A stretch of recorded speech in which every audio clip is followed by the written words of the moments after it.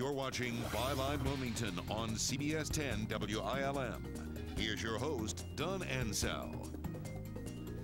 We're back. Jared Connect and Amanda Perkable are two local teenagers, and we're talking about the teen culture today.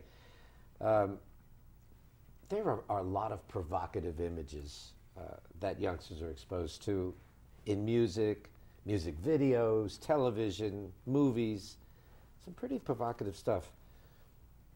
Who are some of the performers you like in music today? Performers I like in music. Well, maybe you'll reckon Dave Matthews Band. Oh, yeah? Love Dave Matthews Band. Mute Math is another one. They've ever been an unnamed artist for some. And then a few Christian artists that I like. And I can tell you all day about music if you want to talk music.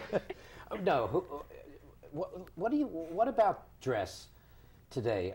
Teenagers are certainly dressed more provocatively today than they did when I was growing up. Yeah.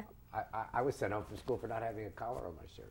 Wow, yeah, definitely. I agree. I know the school dress code is something so overlooked. You know, if your shorts don't come down to your knees, so do your skirts. And I know that that's something that has really set off today. You know, I guess maybe it's teenagers rebelling or people in general rebelling. And I guess it's really what they see fit. You know, it's what I want.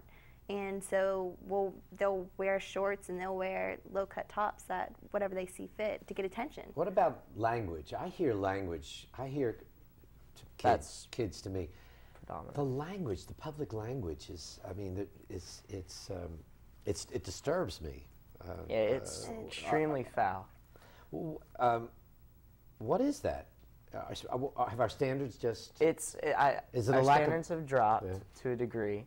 And I believe that it's become, and again, this is an unfortunate thing, when it becomes looked at as cool, then everyone's almost going to do it. But where are the parents? Where are the authority parents are the figures? Same way. They're mimicking their parents. They are. The parents are the same way. Mm-hmm. They speak in the same foul manner, and you know that's where they pick it up from. If it's not looked down upon as the parents, then why should they not do it?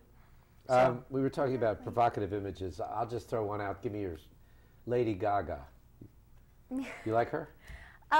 Well, you know, I'll dance to her music when we're at a dance, you know, like a school dance or school function. She's kind of pretty hip right now. She's hip right now, but me personally, you know, I'm not going to go out wearing a froggy dress and etc. But you know, what do you think of her, Jared? I don't quite listen to much Lady Gaga myself.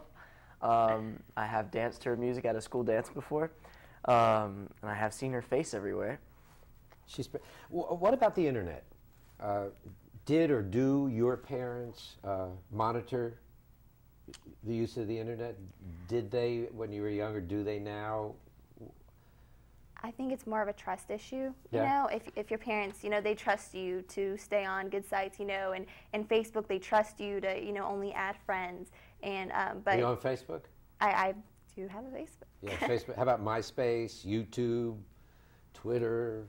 You do any of that? Yes. You do? Yeah. How about you, Joe? I do it, yeah. You're a techno freak, ain't it? You love technology, don't you? I do it for a couple different reasons, though. I work a small independent business that I'm working on, and I use film it for business. that. A film business, Yeah. yes, sir.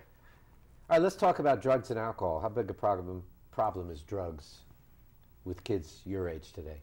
I know many people that want to make marijuana legalized. I mean, it's definitely something that is predominant that I have seen around. Do a lot of teenagers do drugs? Not as many as I know. I know a lot of actual older, like, you know, in their 20s, people that do drugs more than I actually do know teenagers. I've seen that down more at the college than with teens. Okay, are drugs available today if a kid wants to access them? You can get drugs. Oh yeah, I remember Street in middle drugs. school they would pass little packets of drugs under the lunch table. I mean, like it's Really? that popular. Yeah. It's that easy to. It's easy to get your hands on. I know, you know, kids will stop you and ask you. It's if you want it, you can. If you can get it, if you have the money. What about drinking? Drinking, I think, is probably, out of all the things you've asked, one of the ones that is so easily, everyone almost seems to want to do it. To drink. It's because, again, it's their family does it. You know, mom does it, everyone does it, so they feel that it's okay, and they go against the law, and I know lots of people who do drink. And I'm darting around as things come to mind. Bullying. has recently made some pretty big headlines. There were some suicides that were attributed to bullying online, bullying in the schoolroom environment. Have you witnessed that? Have you seen bullying? Have you been bullied? Is it an issue that, because it's been pretty prominent in the media, it's an issue you've had to deal with, or you know someone that has had to deal with that? I think I haven't seen bullying myself that much. I haven't seen it very... Do you know that you haven't seen any of it? I mean, I've seen people, the typical ripping on. I mean, some people joke around and start being sarcastic, very sarcastic. But an actual pinpointed bullying, I don't know if it's that big of an issue as we make it out to be. I think the media maybe picked up on some isolated cases and put it out front. Yeah, they do pick up on some isolated cases and do put it out front. What do you think, Amanda? It's easy to have your self-esteem lowered by other people, definitely when you kind of rely on your friends throughout school to kind of get you through. I've seen bullying mostly in middle school, which is, you know, kind of different to say. A lot of fights, you know, fights will break out. I guess you could say that is a big form of bullying. And, you know, I've been picked on myself, but not to the point of where, you know, I'm going to do anything rash. It all depends on your self-esteem and how much you take it.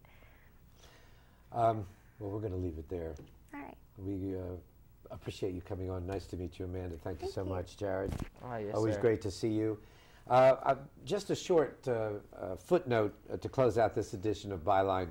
We recently invited the new CEO of the New Hanover County ABC operation to be our guest.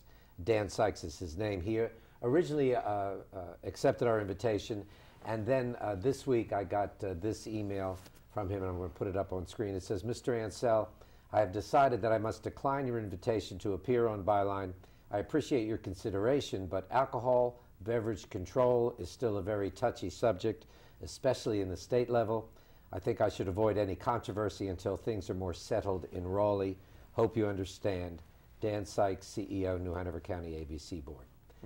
So Mr. Sykes will not be our guest next week. We will continue to extend an open invitation to Mr. Sykes to join us here on Byline Wilmington.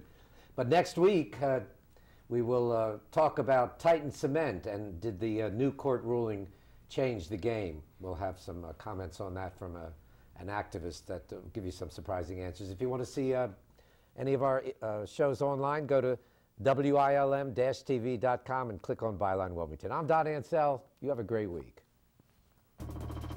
You've been watching Byline Wilmington on CBS 10 WILM. Join us every Sunday morning as we explore the issues that concern you.